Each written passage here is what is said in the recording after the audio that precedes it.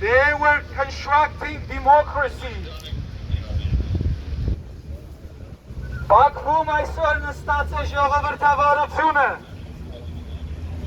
In Baku, democracy is in the jail. Եվ այդ մարդկանց ազատելով է, որ ժողովրդավարությունը վերածնվելու է եւ աշխարհի կարգ ու կանոնը հաստատվելու է. And freeing these people, democracy will return.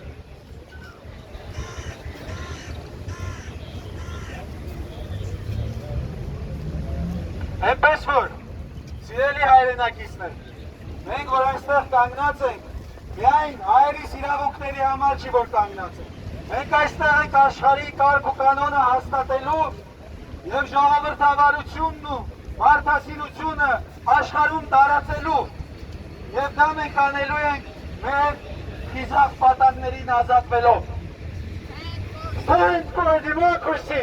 Stand for democracy! Stop your atrocity!